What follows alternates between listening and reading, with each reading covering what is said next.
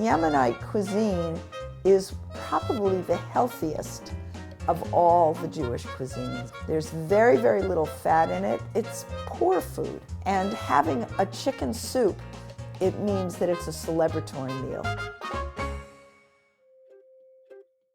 Today we're going to make Yemenite chicken soup. I'm also going to show you how to make the spice combinations that make this soup so absolutely delicious. Kilba, which is soaked fenugreek seeds, and then tzhug, which is really the Yemenite hot sauce. So let's get going.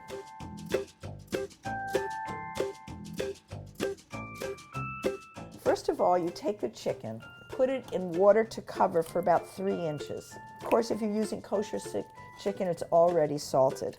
And as it cooks, which you'll see in a minute, the scum will form. And then you just skim it off. And it's good to have a mesh spoon like this. This is my collection of mortars and pestles from around the world. Wherever I go to visit, I collect one. And this one is a Yemenite one. There's something that feels so basic about a mortar and pestle.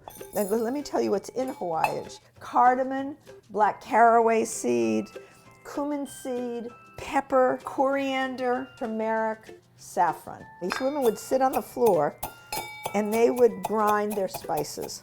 I'm going to put it in a small food processor to make it easier. And it doesn't matter if not everything is chopped. Don't worry about that. It will disintegrate in the soup. The Yemenite family that introduced me to Yemenite food was the Tzadok family of Jerusalem. And Yosef Tzadok was not only a jeweler, and his grandfather made the coins for the king of Yemen. He was also the rabbi of many of the Yemenite people. The last time I saw him, he was 109 years old. I had dinner at his house many times. I went there for Yom Kippur, where I first tasted this dish.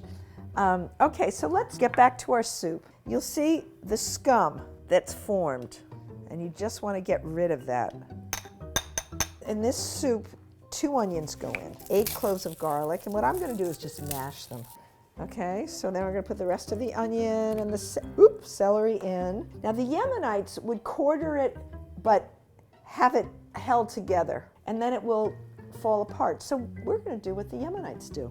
I'm also going to put in about 2 tablespoons of the HAWAYU at the beginning. Put it on a low heat and cook this for about an hour. And then after the hour, we're going to add the carrots and the potatoes and some more spices. And it's good to get a baking potato for this because it holds its shape a little bit better than a new potato. You don't want to put potatoes or carrots in too soon because you don't want them to disintegrate. So I'll also put the spice combination of parsley, dill, and cilantro. Some recipes have just dill for Yemenite soup, some have just cilantro, and some have just parsley. So I put them all in. And then of course you want to save a little bit for sprinkling on top when you're serving it. So while the soup is cooking, we're going to first make the tzhug, and then we're going to make the hilba. Garlic, cumin, cardamom seeds, jalapenos, and cilantro and parsley. The oil. Oh, does that look beautiful? I usually do not put it in the soup. I let people put it in at the table. It looks like pesto, doesn't it? Now we're going to make hilba. Now, for those of you who want to get pregnant, or those of you who've just had a baby, this is your potion. Hilba is made of fenugreek powder or fenugreek seeds. I've used the powder. You can get it at Whole Foods or any other market. It's been soaked for 3 hours.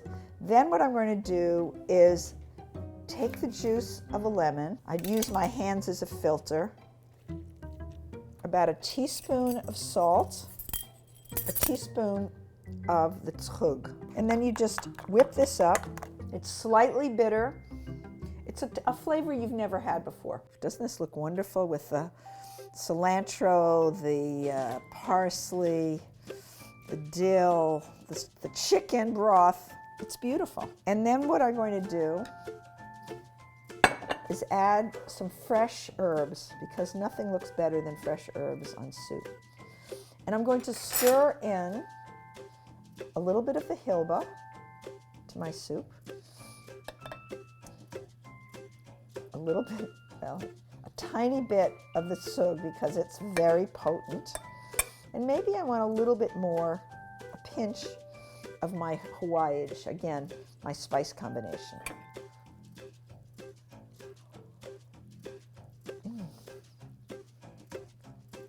Delicious. I think Rabbi Tzadok would have approved of this, and I know what he would have said. Baruch Hashem, thanks be to God for giving us this food.